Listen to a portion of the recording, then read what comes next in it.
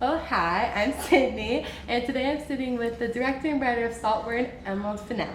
What was your inspiration for writing this story? I just wanted to write something about desire, about looking and wanting, and why it is that all of us, particularly now, I think partly with the internet, but also after COVID, the relationship we have with the things that we want and how we get them.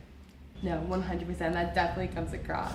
And one thing I was really like seeing in the film was all the nods to 2006. I think that was such an interesting year to pick. I was kind of wondering, why did you choose to anchor the story really around this year? So it's part of the kind of Gothic British tradition really is that you're kind of looking back over, you know, it's taking the audience back to a time that changed your life, I guess. So it needed to be that we had our protagonist, Oliver, going back in time, and so it felt like a really great amount of time that you'd seen. His life had kind of stalled afterwards, but it wasn't so far that it would necessitate lots of prosthetics or whatever it was. So 2006, 2007, where this film takes place, felt perfect because also when you're dealing with beautiful people and you're up to a point making kind of satire about class and all of these things, it really, really takes the shine off people when you're seeing the coolest people in the world with the worst hair,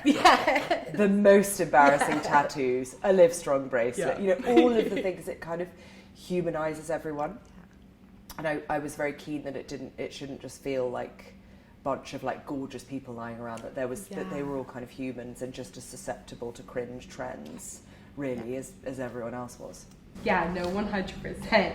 And this location is just incredible. I mean, the mansion was just so cool. What was it like turning it into Saltburn and really anchoring the film around this place?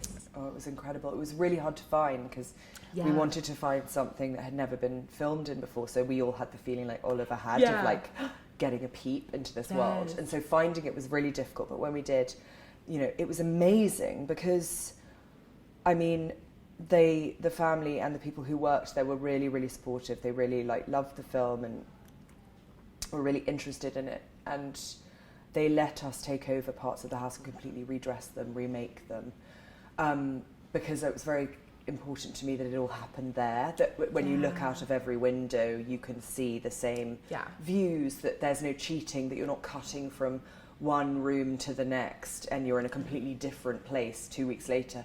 You know, as an audience, you don't pick up on it maybe, but I always feel like we needed to have all of these like long shots, one-ers, and so we needed a house that would let us do that. And it was just amazing. We were there for 7 weeks, and it was beautiful. I mean, it was really, really hard because it was very, very hot, and it was still COVID, we were still doing COVID safety, and so they were kind of like physically quite grueling.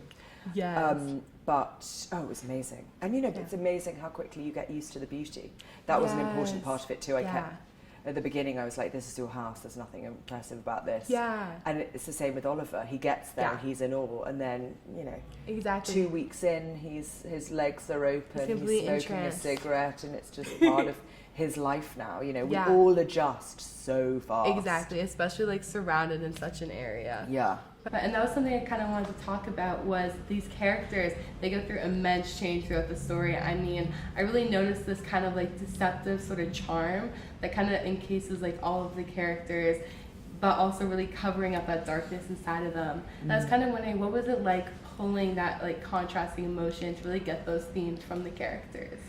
I mean, I think it's part of like the joy of creating a world and creating characters, is that all of them, if they're interesting, you know, it's because they're not they're kind of inconsistent to themselves, that they have their own like tension within their personalities. So I always kind of start from a place, and with Promising Young Woman it was really important when, you know, when I spoke to all the kind of men who were coming in to do scenes with Cassie, the kind of predatory men, I was just reminding everyone all the time, you know, you think you're a good person. You think that you think this is the beginning of a romantic comedy. You don't think of yourself as a predator in any way. And you would be appalled to think. And it's the same with, you know, with this world. It's like every single person here, you know, up to a point, identifies as a really great person. No, 100%. And don't we all, right? Yeah. So then it's interesting because then you're like, oh, they're telling me they're a good person, so they're a good person. That's not very nice. Exactly. Well, maybe they didn't mean it, and it's someone like Felix is a really interesting one because Jacob's charisma and beauty is so extreme that, you maybe don't notice that when he's not very nice. Maybe we just forgive him. Maybe we just gloss over it. And it's so all of it, is we're all kind of complicit in actively overlooking flaws and things. Yeah. No, I totally see that coming through. And kind of going off of that, what do you really want audiences to take away from seeing this film? So difficult. I mean,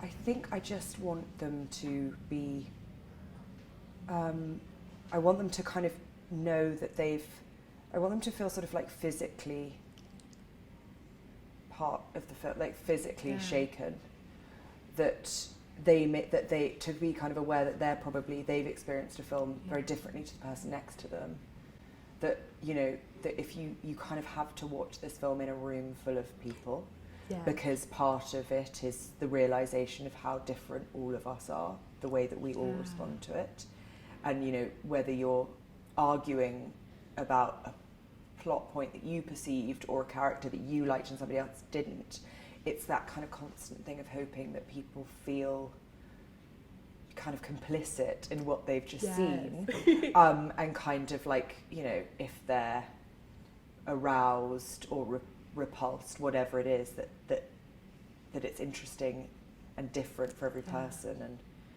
that nobody feels like they necessarily watched the same film. That's why that's why it's so exciting making a film.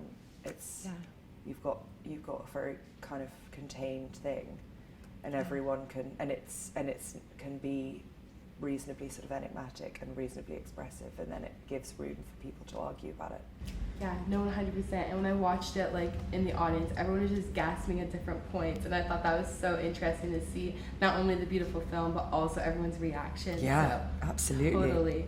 And my last question is just, what advice do you have for any emerging female filmmakers? Be resolute. Be kind always, but know that if you feel something very, very strongly, that you're right and it's worth fighting for, and also you don't need to pander to anyone. Yeah, it takes a lot of energy, like sugaring the pill for everyone. It takes up a lot of energy, explaining yourself, making yourself approachable, and all of the things that you need to be. You can always be kind and wonderful, but we don't have to pander to anyone anymore. I don't think. We just go and do our job. Oh, that's just giving me goosebumps. Look, Pamela. Oh, no. I don't think I'll ever go home again.